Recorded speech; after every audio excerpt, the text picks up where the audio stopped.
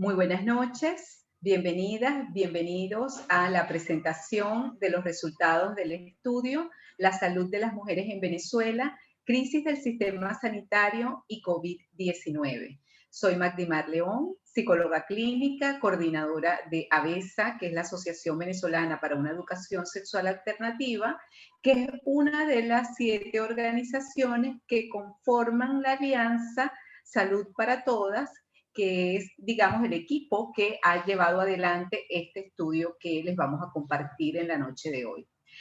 La Alianza Salud para Todas está conformada por la Asociación Larense de Planificación Familiar, APLAF, la Fundación de Funcamama, que es para la prevención y la atención del cáncer de mama, las Comadres Púrpura, Mujeres por los Derechos, MUDERES, PLAFAM, la Unidad de Investigación y Estudios de Género Bella Carla Girón Camacaro, Maracay y AVESA. Entonces, sin más, vamos a dar comienzo a la presentación de los resultados. Les agradecemos, por favor, mantener sus cámaras y sus micrófonos en silencio, y los comentarios y las preguntas las vamos a tener al final de la presentación. Una primera parte a mi cargo sería la presentación un poco del contexto y el marco conceptual y metodológico de que partimos en la realización de este estudio, y posteriormente Carlos Ramos Mirabal, que me acompaña, sociólogo también de la organización AVESA, va a presentar los resultados. Luego de esta presentación vamos a tener la posibilidad de intercambiar preguntas, comentarios, dudas que puedan surgir sobre lo que estamos presentando. Entonces, bueno, sin más, comenzamos. Primero que nada, bueno, ya les mencioné que el estudio ha sido realizado por esta alianza, que es una alianza que, además de hacer las pautas Salud para Todas, que ya les presentamos en el mes de marzo, se propuso realizar una observación y obtener datos con respecto a la situación de la salud de las mujeres. El equipo de trabajo estuvo constituido, bueno, en mi persona, en la coordinación general, Carlos Ramos, en la coordinación metodológica y en el trabajo de campo, y estuvieron con nosotras un comité de expertas conformado por Nancy Bello, de Muderes, Azoreni Bracamonte, de Alaplaf, Mariana Massa, de Plafam, Francesca Pérez, de Las Comadres, Luisa Rodríguez, de Funcamama, Carelis Tarazón, por la Unidad de Investigación y Estudios de Género Bella Carla Girón Camacaro, y además un equipo de 24 compañeras que estuvieron al frente del trabajo de campo.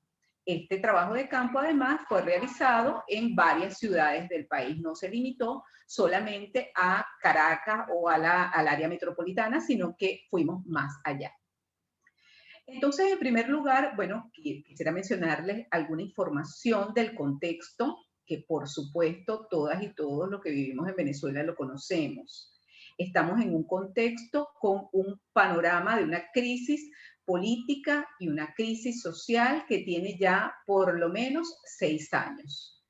Efectivamente, esta situación crítica tiene unas características, bueno, muy lamentables, que tienen que ver con un aumento de la pobreza en el país, que de acuerdo a la ENCOVI del año del 2020 se ubica en un total de 96.2 personas que están por debajo del umbral de la pobreza. Además, sabemos que hay toda una crisis del sistema de salud, de los servicios públicos, agua, electricidad, gas, transporte público. En fin, hay una condición que está crítica en el país, y esto ha llevado al reconocimiento de que nos encontramos en una emergencia humanitaria compleja. Y ante este reconocimiento se han construido 2 planes de respuesta humanitaria en el país, el primero en el año 2019 y el segundo para el año 2020, que de algún modo identifican una población que está fundamentalmente afectada y que requiere del apoyo y de la intervención específica de acompañamiento internacional y de la obtención de recursos para, de algún modo, paliar toda la situación crítica que se está viviendo. Hay un deterioro crónico, por tanto, de las condiciones de vida de toda la población y dentro de este contexto general identificamos cómo las mujeres enfrentan un peso significativo, dadas las desigualdades sociales y las desigualdades de género. Ya diversos informes han señalado cómo ha habido un impacto diferencial de toda la emergencia humanitaria compleja en la vida de las mujeres, en su salud, en el acceso a derechos, y estamos hablando tanto de derecho a la salud, derecho a la educación, derecho incluso a la vida. O sea, tenemos una situación realmente lamentable en cuanto a las garantías de los derechos de las mujeres, y en el estudio que estamos realizando, que realizamos y que les presentamos en este momento, nos estamos enfocando en el tema de la salud. Hemos tenido en el país mucho más datos vinculados, por ejemplo, a la violencia o a otras realidades de la vida de las mujeres. Sin embargo, el tema de salud no tenemos datos desagregados por sexo, no sabemos cuáles son las patologías que están sufriendo en mayor medida las mujeres, cómo se están presentando los problemas de salud en las mujeres, y por esto definitivamente nos interesó hacer esta investigación.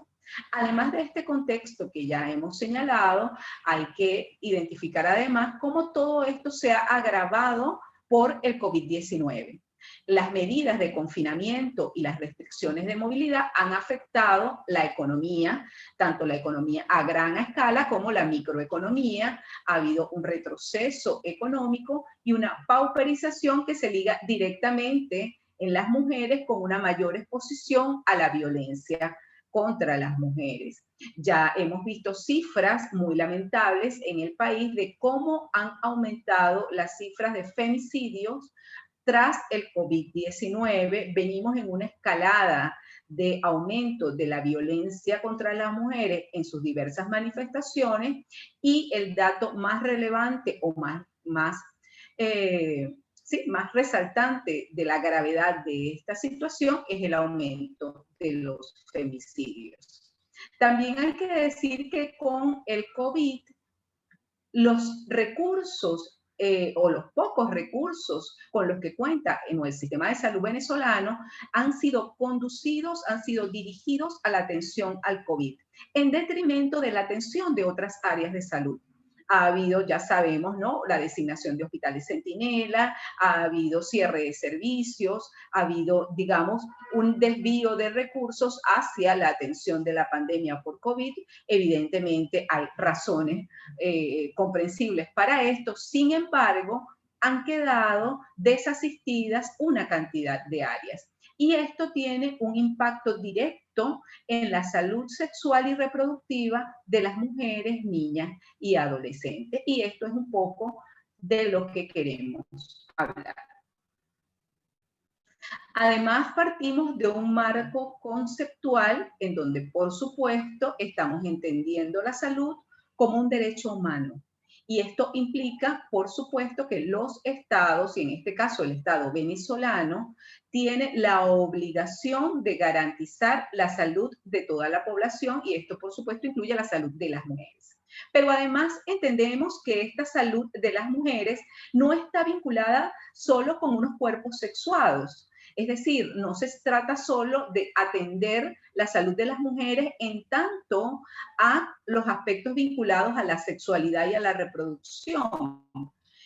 Atender a la salud de las mujeres, al proceso de salud y enfermedad, implica que las mujeres deben ser consideradas en nuestra atención los aspectos psicosociales y las relaciones de poder subyacentes en la cultura patriarcal. De manera que no es solamente la atención en tanto cuerpos biológicos y cuerpos sexuados. Cuando hablamos de salud, estamos entendiendo la salud como un concepto integral. Estamos partiendo de la definición de la Organización Mundial de la Salud, en la cual la salud no es simplemente la ausencia de enfermedades, es un estado general de bienestar. De manera que definitivamente tenemos que incluir todos los elementos psicosociales y las relaciones de poder que están subyacentes en la cultura para tener un abordaje adecuado de la salud de las personas y en este caso de la salud de las mujeres.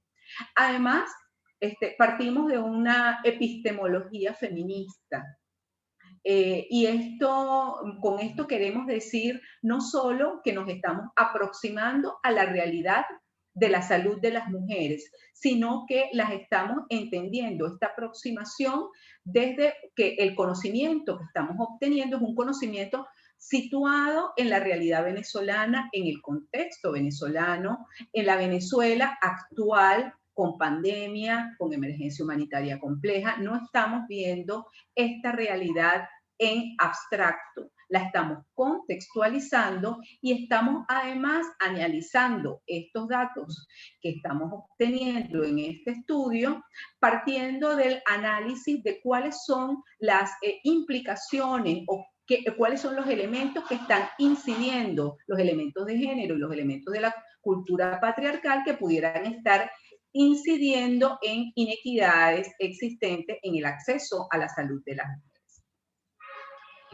Entonces, el objetivo para nuestro estudio fue analizar la situación de la salud de las mujeres, niñas y adolescentes de 5 entidades federales de la región central del país. Trabajamos con mujeres de Aragua, de Carabobo, Miranda, Lara y Distrito Capital.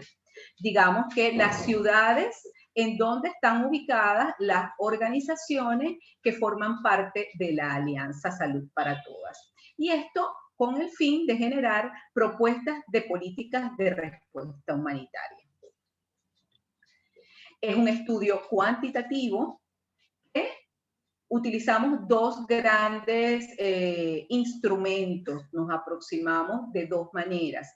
Por una parte, realizamos entrevistas estructuradas a mujeres en las comunidades, en comunidades de estas ciudades, y paralelamente realizamos una observación de la información de salud de las historias clínicas de los servicios de ginecología y mastología de Alaplaf en Barquisimeto, Estado Lara, de Funcamama en Valencia, en el Estado Carabobo, y de Plafam en el Distrito Capital y el Estado Miranda. Entonces tuvimos información de estas 2 fuentes, de las entrevistas realizadas a las mujeres y de la información recogida en las historias clínicas de estos servicios. Estas entrevistas estructuradas se realizaron a 203 mujeres, niñas y adolescentes. Se realizó un muestreo por cuotas diseñado en función al total de la población del INE para el censo del 2011 y consideramos la edad y la procedencia como elementos, como criterios para este muestreo. Hay que decir que estas entrevistas fueron realizadas vía telefónica por el contexto de pandemia y fueron realizadas por compañeras que estuvieron al frente del trabajo de campo debidamente formadas y entrenadas para realizar esta actividad. Las entrevistas fueron realizadas entre septiembre y octubre del año pasado. Por su parte, en cuanto a la observación de las historias clínicas, observamos 640 historias clínicas de pacientes asistentes a los servicios que ya les acabo de mencionar durante todo el mes de octubre del 2020. En el caso de la organización Plafam, no pudimos hacer la observación de todas las pacientes que asistieron en ese mes de octubre por el volumen tan elevado de historias clínicas, y para el caso de Plafam se hizo una selección de 300 historias clínicas porque, bueno, la cantidad de pacientes atendidas pues superaba nuestras capacidades de observación. Y para ambas muestras de mujeres, es decir, tanto para las mujeres que fueron entrevistadas como para las historias clínicas que fueron seleccionadas para la observación, se utilizaron mujeres entre los 9 y los 69 años de edad, de manera que tenemos una muestra amplia. Un poco para ver el panorama de esta muestra, fíjense que acá en esta tabla les mostramos las edades, ¿verdad? El peso, el porcentaje de mujeres entrevistadas o cuyas historias clínicas fueron observadas de acuerdo a estos rangos de edades y el número de tanto mujeres de la comunidad como número de historias clínicas de cada uno de los servicios que estuvimos evaluando. Esto nos da un total de 843 mujeres. Obtuvimos información entonces de 843 mujeres, tanto, insisto, unas fueron entrevistadas y otras a través de la información de sus historias clínicas. Y exploramos diversas dimensiones. La verdad es que el cuestionario fue bastante extenso. Acá vamos a mencionarles solo los resultados más resaltantes. En el chat de acá del Zoom le vamos a estar compartiendo el link en donde pueden acceder al informe total que muestra todos los resultados, la metodología en detalle. Y acá les vamos a mostrar, insisto, un resumen de los más resaltantes. Exploramos varias dimensiones en el entendido, insisto, de que la salud de las mujeres no se concentra solo en el aspecto de la salud sexual y reproductiva. Exploramos dimensiones vinculadas a la salud general, por ejemplo, datos vinculados a hipertensión arterial, diabetes, o datos vinculados con respecto a la salud mental como presencia de depresión o ansiedad. También hicimos una aproximación a la dimensión de lo que tiene que ver con la higiene y la salud menstrual. Por supuesto que incluimos lo referido a la salud sexual y reproductiva, pero además incorporamos elementos, la dimensión de la salud de las mamas y manejo de información de salud. Y, muy importante, incorporamos lo que tiene que ver con el acceso a los servicios de salud, es decir, las posibilidades o las trabas que enfrentan las mujeres para acceder a estos servicios. Y pasamos ahora al tema ya de los resultados y le cedo la palabra a Carlos. Adelante. Sí, muy buenas noches a todas y a todos. Gracias por participar en este foro. Como bien dijo Magdimar, nosotros les vamos a presentar, bueno, una parte muy reducida de todo esto. Ustedes no solamente van a poder ahondar cuando vean pues todo el completo de esta investigación en el blog de ABESA.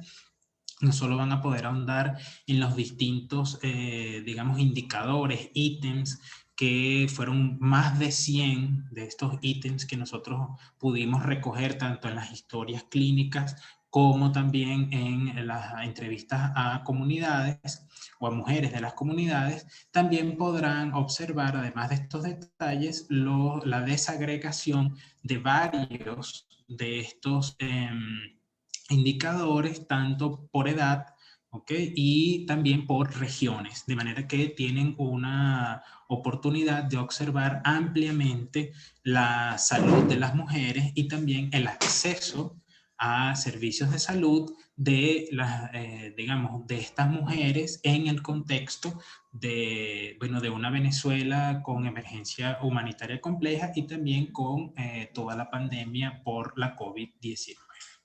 Entonces podemos comenzar primeramente por los datos de salud general y salud mental. Entonces, si pasamos a la siguiente. Ok.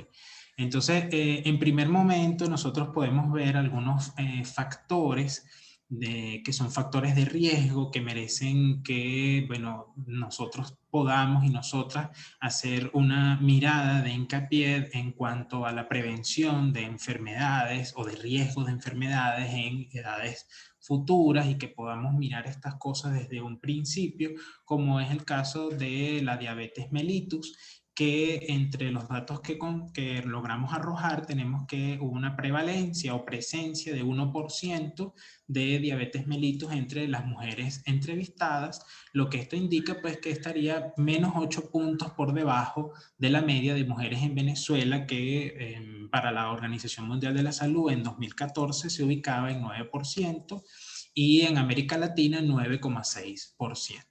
En cuanto a la hipertensión arterial, aquí la cosa sí cambia un poco porque nos encontramos 0,5 puntos por encima de la media de hipertensión arterial en mujeres en Venezuela, que se ubica en 15,7% para la Organización Mundial de la Salud en 2015, y 2 puntos porcentuales por encima de la media de mujeres en América Latina, también para la OMS en el mismo año, que estaría ubicada en 18%. Esto quiere decir que de las mujeres que nosotros y nosotras entrevistamos, cada 10 de estas mujeres pueden o han presentado o presentan hipertensión arterial. En cuanto a otros factores de riesgo en el contexto de la salud general, también nos adentramos al tema de los tumores malignos. Encontramos que el 5,7% de las mujeres han presentado alguna vez tumores malignos, ¿no? Entre los más relevantes de estos tumores malignos, bueno, tenemos tumor o cáncer de mama, de útero, cuello uterino, entre otros, que ustedes también podrán detallar en la investigación más completa, ¿no? En cuanto al acceso a los tratamientos médicos relativos a la hipertensión arterial, nos encontramos que el 30,3% de las mujeres entrevistadas que tienen pues, o que mantienen signos o síntomas de hipertensión arterial no puede acceder a tratamientos para esta problemática de salud. Y en cuanto a aquellas pues, que han tenido o que tienen tumores malignos, el 90% no han podido acceder o no acceden a tratamientos de quimioterapia y o radioterapia.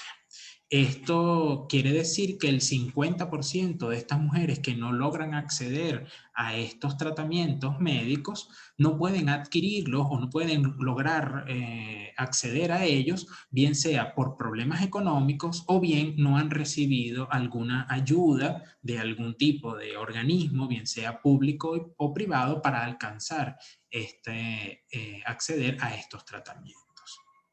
De manera que esto es importante porque en el imaginario de las mujeres no hay una visión directa hacia el reclamo o el Estado no me ha generado, no me ha proveído de estos tratamientos, sino que ya está el imaginario de por problemas económicos no se ha podido adquirir el tratamiento respectivo, ¿sí? De manera que cada vez más nos acercamos a una mirada más privada de la salud y dejamos a un lado pues las obligaciones del Estado, ¿no? En nuestro imaginario colectivo y de las mujeres, ¿no? En cuanto al tema de salud mental, encontramos también que el insomnio se halla muy presente entre el 20 y 34% de las mujeres más jóvenes, ¿sí? Y entre las más adultas, entre un 50 y 60%, ¿sí? Esto es interesante también. En cuanto a la ansiedad, nosotros podemos mirar que hay signos o síntomas de ansiedad en un 21,5% de las mujeres entrevistadas, lo que ubicaría este estudio o estos datos, los ubicaría 5 puntos por encima de la prevalencia o la media de prevalencia de ansiedad en las Américas para la Organización Panamericana de la Salud en el año 2013, que se ubicaba entre 9,3% y 16,1%. Y en cuanto a la depresión, nos encontramos que existe una prevalencia de signos o síntomas de depresión de 20,4% de las mujeres entrevistadas, ubicándose 13,7% de puntos por encima de la media de depresión en América Latina para la Organización Panamericana de la Salud en el año 2013, ¿sí? Que se ubica en 6,7%. De manera que estos signos de salud mental son bastante alarmantes e importantes en cuanto a mirar con detalle estas cuestiones, ¿no? Dentro del panorama de la salud integral de las mujeres, ¿no? Que, como ya hemos venido diciendo, va más allá del tema de la sexualidad y la reproducción. Seguimos adelante. Otro tema que también nos ocupó y nos interesó para conocer la salud integral de las mujeres y también el acceso a todo lo que las mujeres necesitan para sostener el bienestar en cuanto a todos estos temas de salud general, nos encontramos el tema de la higiene y la salud menstrual.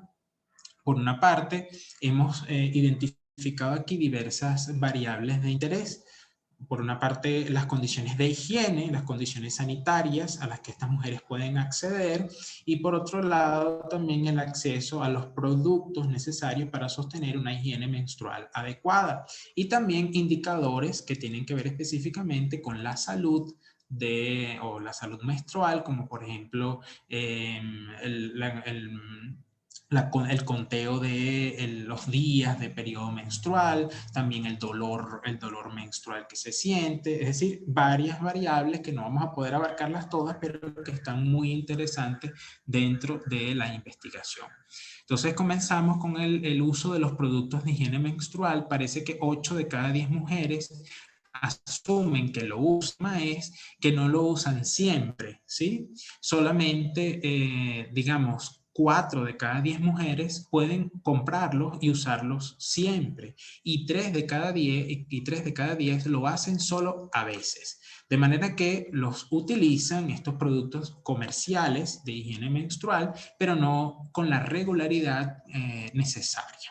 Entonces siempre hay algún momento en el que falta el producto de higiene menstrual para cubrir esta necesidad.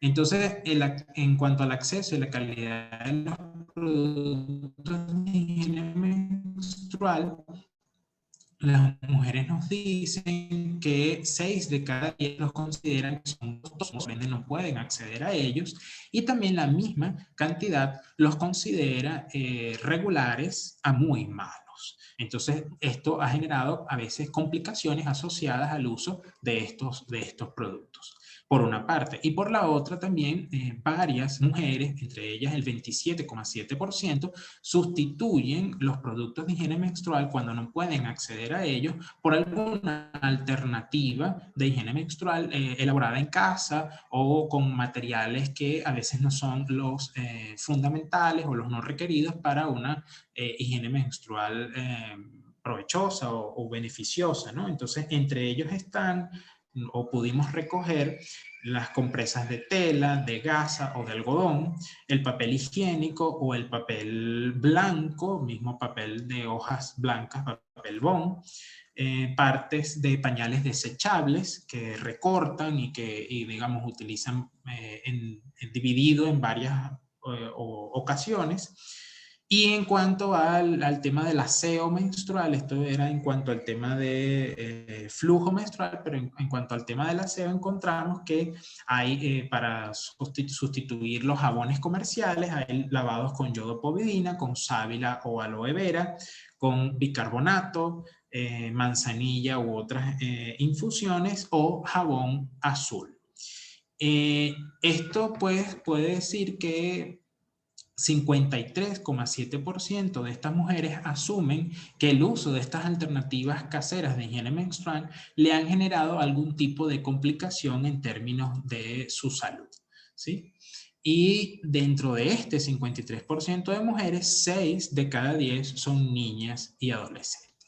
En cuanto al acceso al agua potable, que es otra de las variables que tomamos en cuenta como una necesidad fundamental para poder acceder a una higiene menstrual adecuada, encontramos que el 87,1% de las mujeres asume que tiene acceso al agua potable, pero aquí la cosa cambia cuando vemos cómo acceden al agua potable.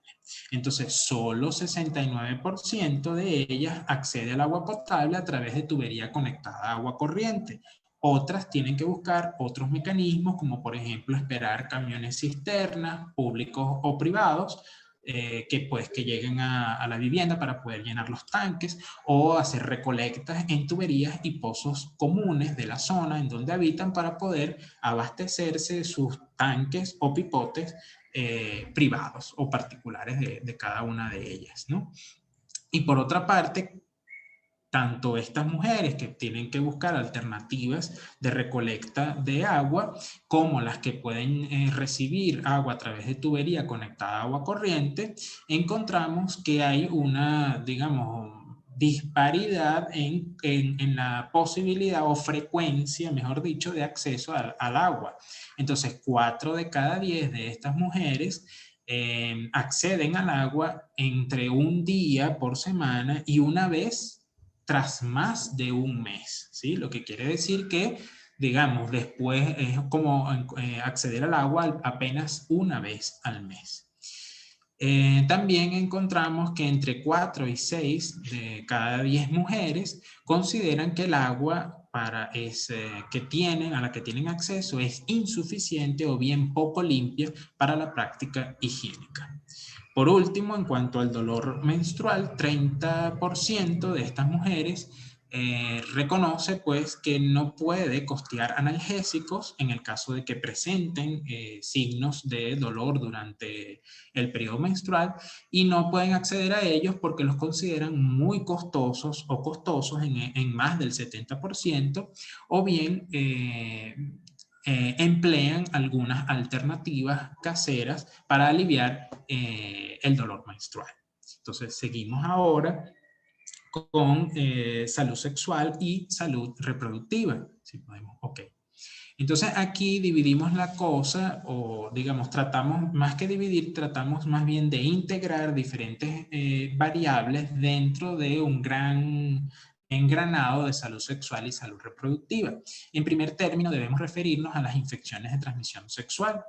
El 13,3% de las mujeres entrevistadas entre 15 y 69 años ha tenido alguna vez alguna infección de transmisión sexual, porque ninguna de las mujeres entrevistadas tenía alguna infección de transmisión sexual en el momento en el que fue entrevistada. Digamos que esto es un signo o síntoma pasado o previo, ¿no? O de antecedente de salud. El 12% de estas mujeres que alguna vez han presentado una ITS, en su mayoría, esta es la prevalencia de 12% de virus de papiloma humano, y sería la ITS más frecuente dentro de estas mujeres que alguna vez han tenido ITS.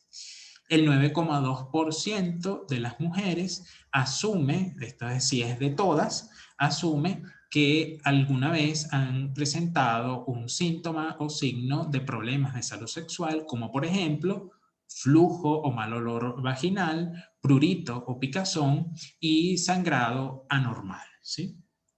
En cuanto a métodos anticonceptivos, nosotros incluimos un concepto que nos pareció bien interesante, en donde, bueno, tratamos todos y todas de engranar el tema de la anticoncepción también con la prevención de ITS, un poco como para mostrar, por supuesto, que estos métodos, y principalmente el preservativo masculino y femenino, coadyuva también, por supuesto, a la prevención de infecciones de transmisión sexual, porque muchas veces el tema parece ser visto que solo está enfocado al tema de la anticoncepción, y dejamos de lado un poco la cuestión de la prevención de este tipo de infecciones que son muy importantes para la salud de las mujeres, ¿no? Entonces, en este caso, 7 de cada 10 mujeres no utilizan actualmente métodos anticonceptivos y de prevención de infecciones de transmisión sexual.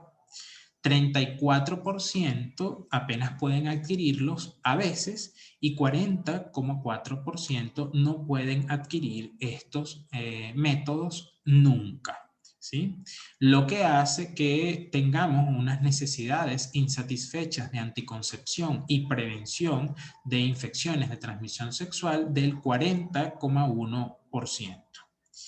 También debemos decir que el 83,7% de estas mujeres que, digamos, o sea, a las cuales podemos decir que tienen unas necesidades insatisfechas de anticoncepción y prevención de infecciones de transmisión sexual, el 83,7% de estas mujeres también no desean tener hijos o hijas, habiéndolos tenido o no. Esto es un dato pues que hay que cotejarlo y verlo digamos, en conexión entre uno y otro, porque tenemos mujeres que no desean tener hijos o hijas, pero que a su vez no pueden acceder a los métodos que pudiesen, digamos, tener pues anticoncepción o mantener la anticoncepción y la planificación familiar que así ellas desean.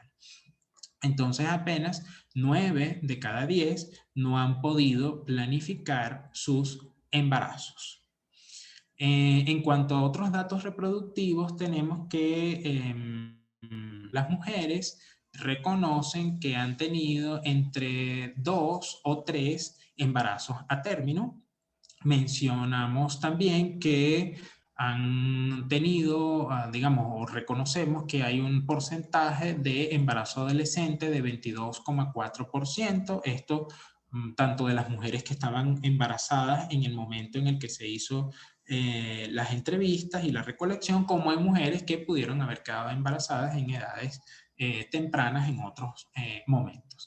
Y por último, tenemos un porcentaje de mujeres que reconocen que alguna vez se han practicado un aborto inducido del 1,9% del total de las mujeres entrevistadas. En cuanto al acceso a la salud durante el embarazo, esto sí es particular a la muestra de mujeres que estaban embarazadas en el momento en el que se realizó la entrevista. Ustedes después pueden ver en detalle, bueno, cuánto fue esta muestra y sus características en edad y todo esto en la investigación. Nos encontramos que el primer control prenatal de las mujeres después de la 12ª semana se realizó, digamos, entre 3 y cada 10 mujeres realizaron su primer control prenatal después de la 12ª semana. Igualmente, 2 de cada 10 mujeres, esto es un dato importante, presentaron hipertensión durante el embarazo y también, o han presentado hipertensión durante el embarazo. Y también el 66,7% han presentado infección urinaria durante el embarazo. Ahora bien, en cuanto al acceso a los tratamientos médicos y a esta consulta prenatal, tenemos entonces que en cuanto al acceso pues a los medicamentos y todo lo necesario para controlar la hipertensión arterial durante el embarazo, reconoce el 75% de estas mujeres que no ha podido acceder a los tratamientos necesarios para controlar este signo o síntoma de hipertensión arterial. En cuanto al acceso a los suplementos nutricionales necesarios durante el embarazo, nos encontramos que el 23% no puede acceder a ellos y el 33% de las mujeres pudieron, digamos, acceder al primer control prenatal después de la 12ª semana de embarazo, ¿sí? Lo que hay un margen allí de mujeres que, bueno, que tuvieron su primer control prenatal después de lo que se reconoce como estándar, ¿no? De ese momento en el que se suele hacer, en algunos casos, o en la mayoría de los casos, mejor dicho, el control prenatal o ese primer control prenatal. Seguimos adelante. Ahora con salud de las mamas y el manejo de información en temas de salud. En cuanto a la salud de las mamas, tenemos que medimos o tratamos de observar más allá del tema de cáncer de mamas, para no situar siempre la cuestión de la salud de las mamas hacia una actuación de salud pues, posterior a encontrar signos y síntomas ya establecidos, sino también hacia la prevención de estos síntomas. Entonces nos encontramos que pudimos observar algunos signos, síntomas y sensaciones de las mamas y su prevalencia en las mujeres entrevistadas. El dolor lo pudimos encontrar en el 23,3% de las mujeres. Sin embargo, esto, bueno, hay que ponerlo entre comillas porque puede ser confundido con sensaciones normales de las mamas que no implican algún tipo de dolencia o de signo patológico, ¿no? También tenemos una masa, en cuanto a la masa o presencia de masa irregular, en el 8,14% de las mujeres entrevistadas, alteraciones de la piel de las mamas en el 5,7% de las mujeres, secreciones por pezón en el 5% de las mujeres. Por otra parte, también vemos que 8 de cada 10 mujeres entrevistadas entre 9 y 29 años de edad, es decir, las más jóvenes, no se practican el autoexamen manual de las mamas y solo comienzan a practicarlo ya bien entrado más de 30 años de edad, y también que comienzan a asistir a una consulta especializada en el tema de salud de las mamas. En cuanto al manejo de información, nosotros debemos decir, tal como está en el gráfico en la parte derecha inferior, vemos acá que en todos los temas estudiados como higiene menstrual, anticoncepción y prevención de infecciones de transmisión sexual, igualmente en infecciones de transmisión sexual por su en ítem aparte, embarazo y maternidad y salud de las mamas, nos encontramos que más de la mitad de las mujeres no acceden a orientación médica en ninguno de estos temas, ¿no? Quizás salud de las mamas y anticoncepción y prevención de infección de transmisión sexual es uno de los que, bueno, hay un poquito más de mujeres que pueden acceder a orientación médica en estos temas. Entonces, en el 32,6% de las mujeres de todos estos temas prevalece el aprendizaje o prevalece el reconocimiento de que lo que saben y conocen sobre estos temas referidos lo han aprendido de familiares o de la tradición dentro de su familia, en la tradición oral de abuelas, madres, etcétera, ¿no? Entonces, esto pues lo recalcamos principalmente que aparece como la principal fuente de información exclusivamente en temas de higiene y salud menstrual y embarazo y maternidad. Allí es donde más observamos la prevalencia de aprendizaje familiar. Por otra parte, también debemos resaltar que el 76,7% no posee información sobre su derecho a elaborar un plan de parto. Esto es muy importante para el tema de salud reproductiva y para los derechos de la mujer en cuanto a tanto a la planificación previa del embarazo como a la planificación del parto, ¿no? Y el 53,5% de las mujeres, esto es muy importante también porque es un dato que genera, digamos, genera alguna disparidad entre él, ¿no? En cuanto a lo interesante que puede ser. Y también genera, por su mismo carácter interesante, la posibilidad de ahondar en otras investigaciones sobre este dato en específico. Fíjense ustedes que el 53,5% de las mujeres que no usan métodos anticonceptivos creen no necesitarlo, es decir, no lo usan porque asumen que no los necesitan, aunque de ese 53% que asume esto, un 34,1% no están casadas están casadas o en unión estable de hecho. Entonces, vemos como tres cosas, ¿no? Es decir, no desean tener hijos, ¿sí? No pueden planificar los embarazos, no pueden acceder a métodos anticonceptivos, ¿sí? Y por ende no los utilizan, pero creen que no los necesitan. Esto es muy, muy interesante para, bueno, para generar debate, para generar futuras investigaciones que puedan ayudarnos a mirar qué puede estar pasando acá, ¿no? Entonces, de manera que hay allí como esa contrariedad en los datos que lo hace bien, bien interesante. Seguimos adelante.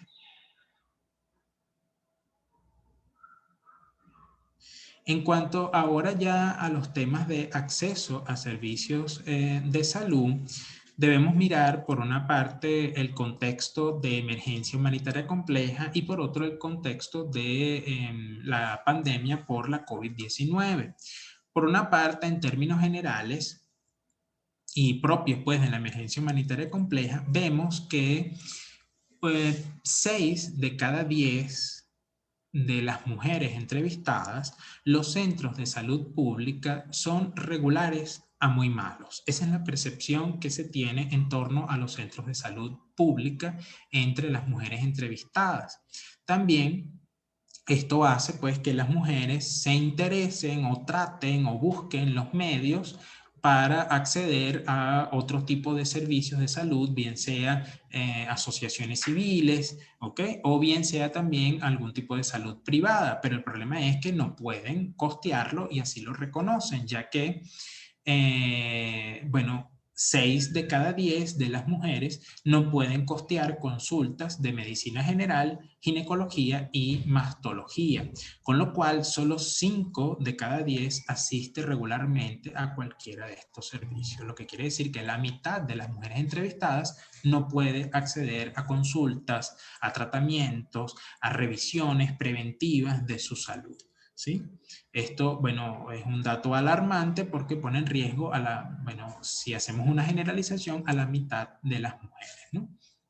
Entonces, adicionalmente, 1 de cada 10 mujeres expresa que en el centro de salud pública al que asiste, de las que reconocen que sí asisten a estos centros, explican que no hay consultas de medicina general, ginecología o mastología, o bien no realizan exámenes de laboratorio, citologías, mamografías o ecos mamarios. Por otra parte, ya en términos de evaluación de las problemáticas económicas, las mujeres comentan que en un 46,9% no pueden costear gastos de exámenes de laboratorio, psicologías, mamografías o ecos mamarios. 58,6% no podría costear gastos de consulta médica y tratamiento ante una dolencia ginecológica sobrevenida, ¿sí? Es decir, que ni en el caso no pueden costear ni consultas preventivas o de control y tampoco pudieran costear cualquier tipo de consulta o tratamiento ante una situación sobrevenida. Ahora bien, en cuanto a la incidencia de la COVID-19, vemos que esto se explica pues principalmente por el hecho de que la pandemia por COVID-19 ha desplazado la atención en salud, es decir, se ha concentrado los sistemas de salud, tanto públicos como privados, en la atención específica de la pandemia por COVID-19, lo que ha dejado de lado la atención regular de la salud de las mujeres. Y se expresa principalmente según lo que comentan las mujeres, en centros de salud cerrados, en consultas o exámenes, bien sea de laboratorio, citologías, mamografías o ecos mamarios que han sido suspendidos, es decir, han sido suspendidos los servicios de estos, que proveen estos exámenes, hay ausencia de personal médico o bien se han encontrado con impedimento de trasladarse a los centros de salud a los cuales desean o pueden asistir de acuerdo a las medidas o en función de las medidas de confinamiento. Esto se observa en el caso de las consultas de medicina general, ginecología y mastología en el 18,5% bueno, de las mujeres que así lo refieren, que la pandemia ha sido un inconveniente para tratar su salud, y en el caso de los exámenes de laboratorio, citologías, mamografías y ecos mamarios, en el 25,6% de las mujeres.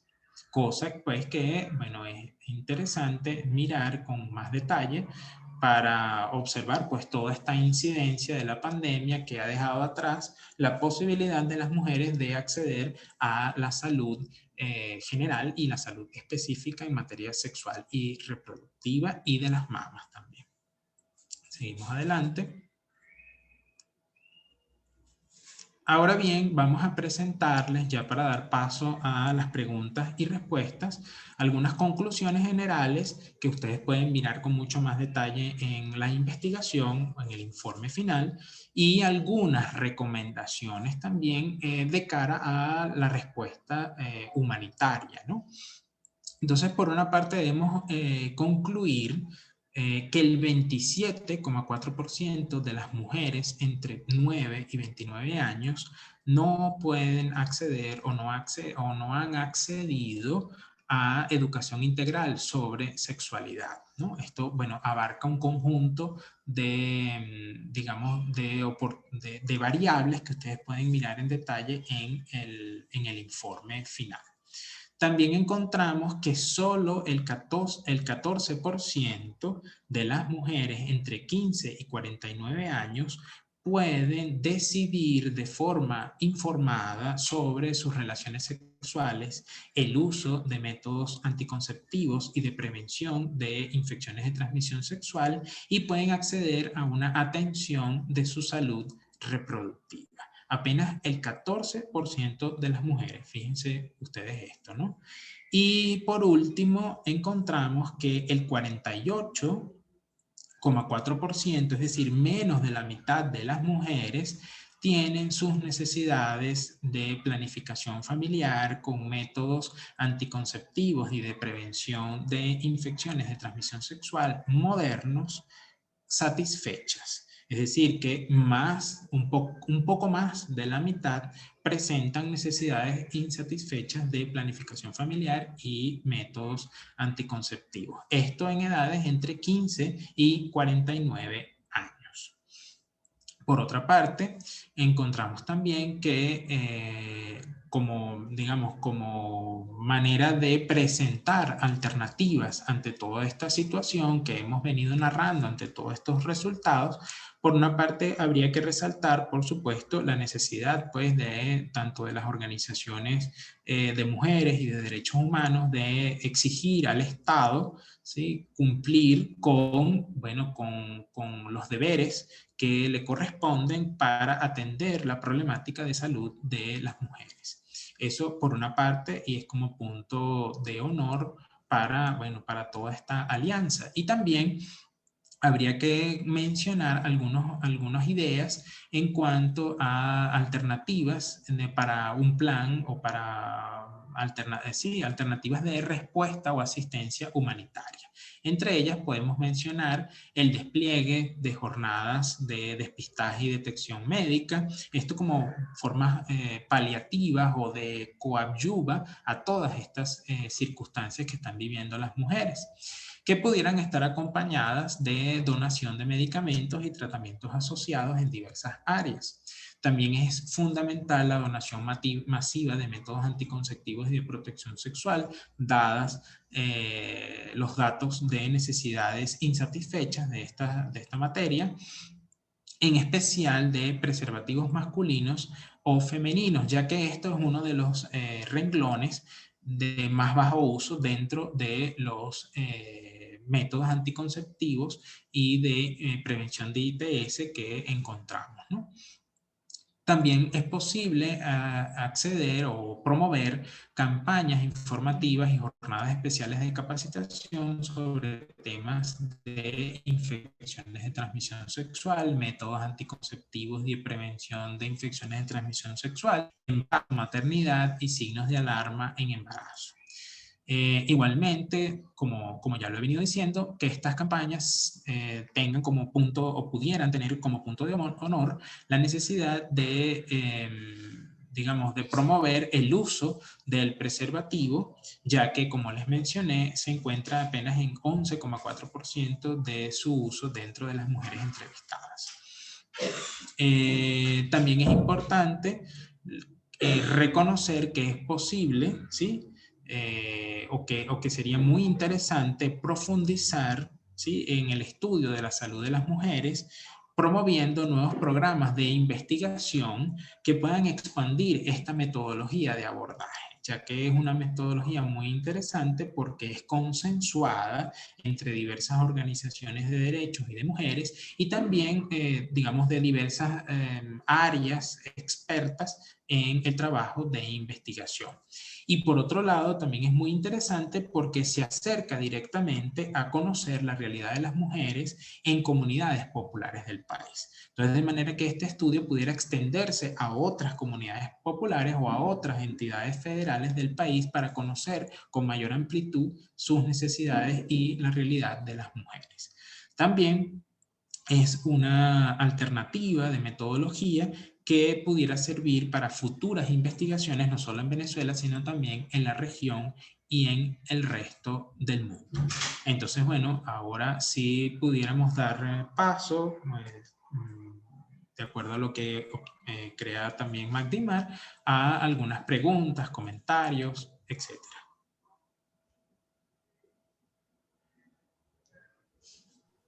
Muchísimas gracias, Carlos. Sí, tenemos unos minutos aún para poder conversar, responder algunos comentarios. Veamos qué tenemos por acá por el chat. Bueno, tiene por allí el link de acceso al estudio. Saludos de varias compañeras que se encuentran, tanto de las organizaciones de la Alianza como de otras organizaciones. Por acá, Margarelín Castro comenta, es muy delicado que tantas mujeres venezolanas con tumores no tengan acceso a servicios gratuitos de salud. Una total vulneración del derecho humano a la salud. También comenta más adelante, el personal médico se quiere apropiar del cuerpo de las mujeres y decidir ellos o ellas todo lo relacionado al parto. Le quitan el poder de decisión a la mujer. Luego otros comentarios, felicitaciones por el trabajo.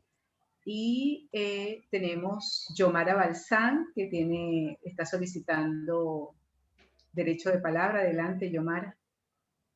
Gracias, buenas noches, saludos, saludos a todos y todas, felicitaciones, realmente me parece supremamente interesante la investigación y los resultados del mismo, creo que ratifican pues una vez más la necesidad del trabajo con las mujeres en todos los ámbitos, del cual no escapa por supuesto el tema salud. Y muy importante además que haya sido abordado de diferentes aristas, ¿no? Y además de todo, den recomendaciones sobre cómo se puede continuar esta investigación y así como otras más. Mi pregunta iba dirigida a los rangos de edades. Me llamó la atención al presentar los resultados que para algunos indicadores se utilizó a partir de 9 años, ¿verdad? Y en otros casos de 15.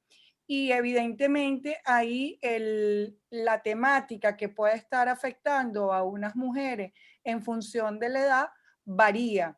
Entonces, en ese sentido, me gustaría saber cuál fue el criterio en general para definir las preguntas en cada caso. Gracias y felicitaciones a todas las organizaciones que participaron. Excelente.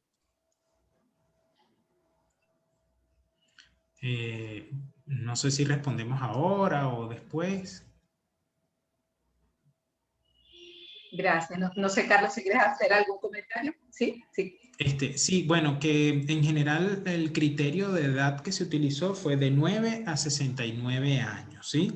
Para todas las variables, tanto entrevistas a comunidades como también la observación, ¿no? de las historias clínicas. Solo que algunos, y por ende ustedes pueden en la investigación encontrar en desagregado justo por estos intervalos de edades, desde 9 hasta 69 años.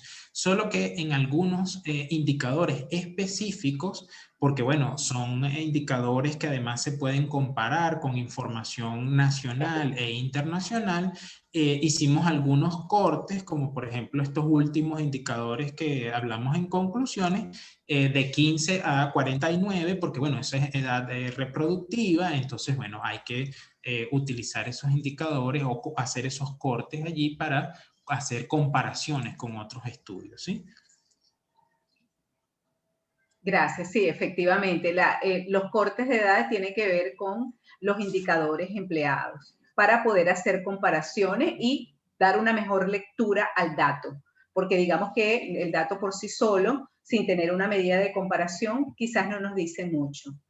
Por acá unos comentarios del chat. Marisol Alvarado: no se pueden presentar resultados universales cuando las necesidades de acuerdo a la etapa de la vida son diferentes. Desde el 2019 se han realizado capacitaciones y programas formativos e informativos a través de las agencias de cooperación internacional Anticoncepción ITS, donde hace falta mayor inversión, mayor articulación. Uy, ya va, que se me escapó un poquito, se me movió un poquito el mensaje. Ajá, ok. Suma de esfuerzos, definitivamente hace falta mayor formación y campañas para el empoderamiento de las mujeres. O sea, de alguna manera ratifica lo que venimos diciendo. María Santini: me pregunto qué podemos hacer para dentro del marco de la actual situación del país. Luego otras compañeras dan saludos, ¿no? Bueno, dentro de las iniciativas, esta alianza justamente es una iniciativa de lo que podemos hacer. Nos hemos agrupado, de momento 7 organizaciones, pero ya se han ido sumando otras más. La idea es enriquecer esta alianza de organizaciones para no solamente realizar estudios, sino hacer propuestas, tener espacios de discusión. De hecho, desde la alianza hemos promovido las pautas de atención integral de salud de las mujeres, que la hemos venido socializando desde el mes de marzo, que son unas pautas que van dirigidas justamente a considerar a la mujer en su integralidad,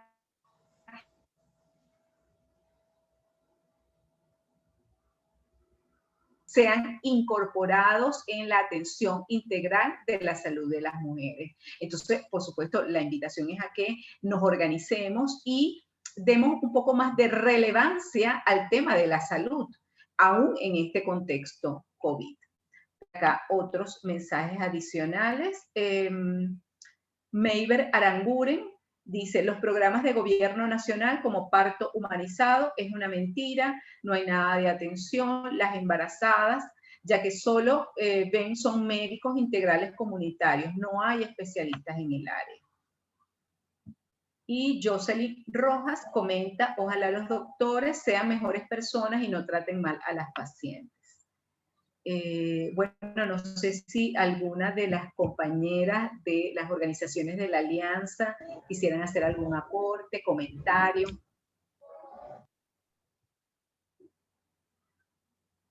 Buenas noches.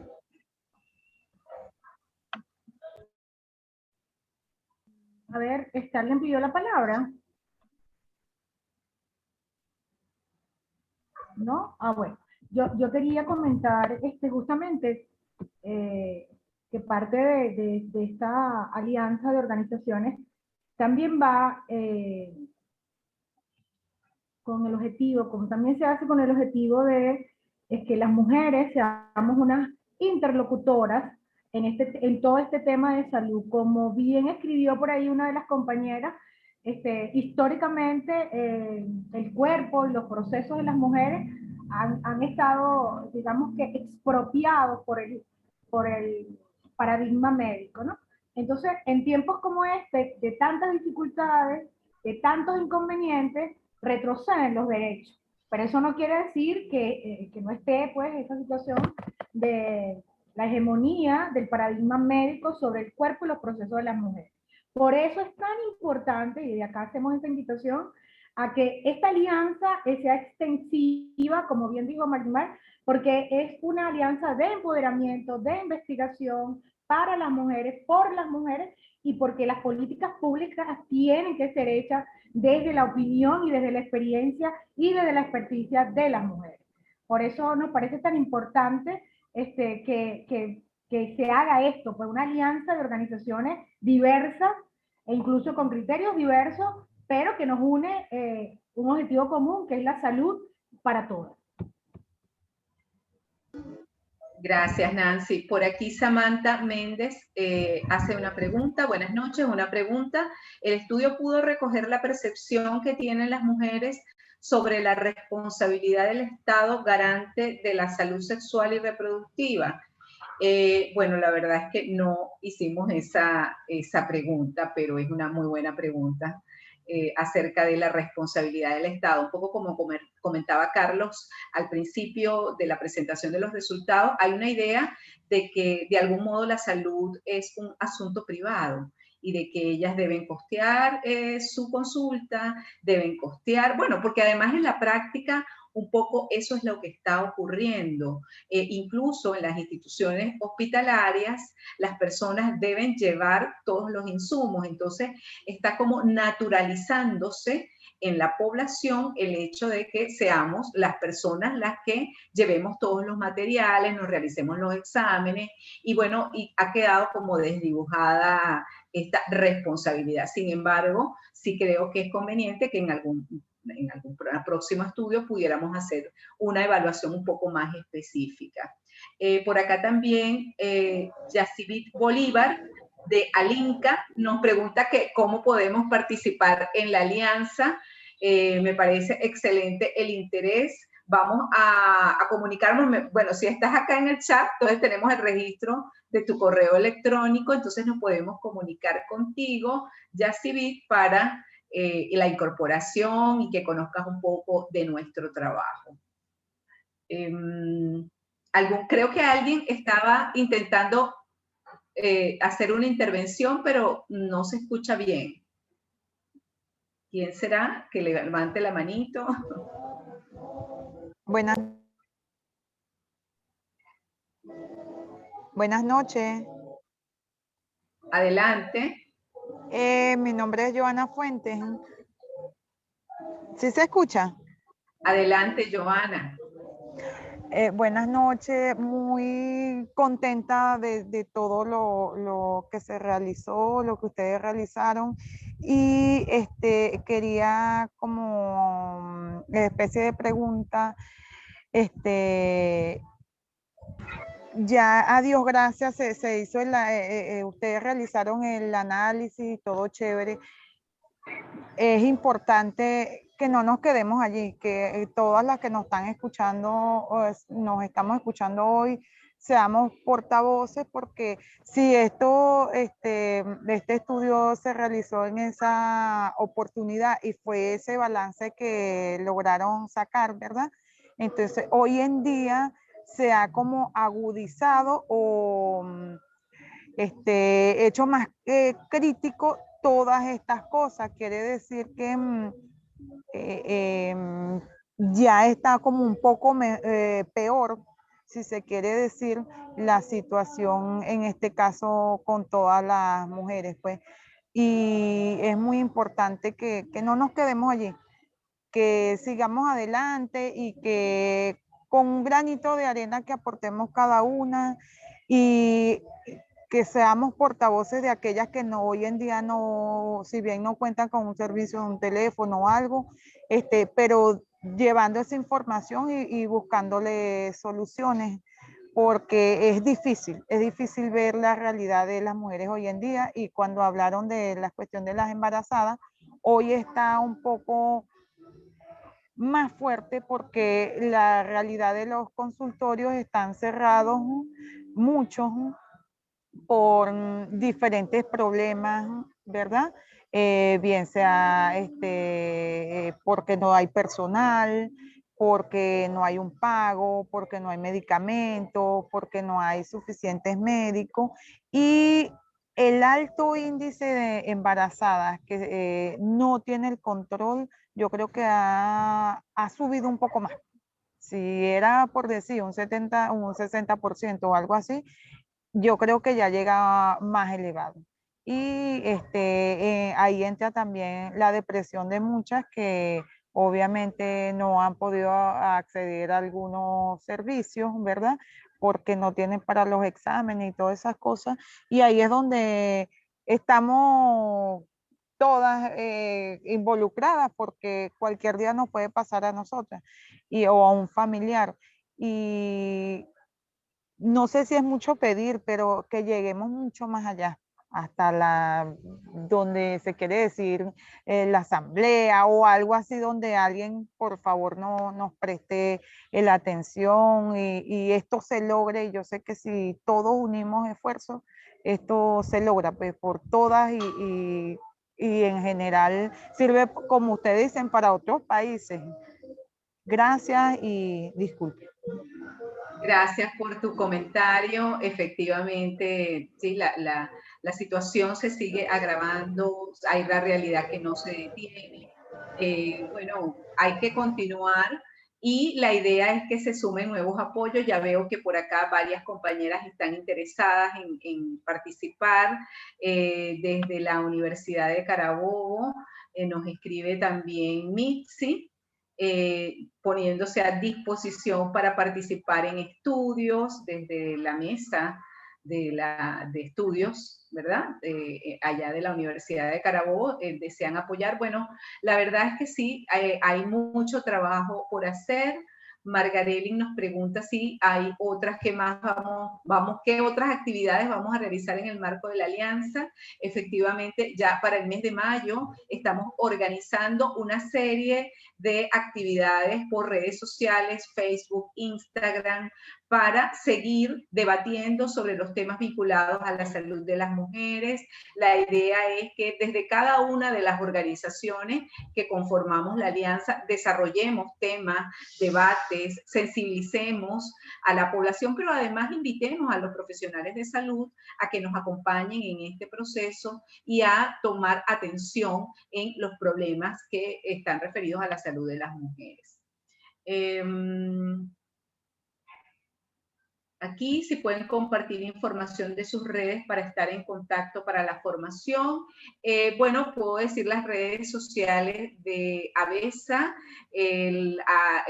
Por Instagram somos @ABESAONG.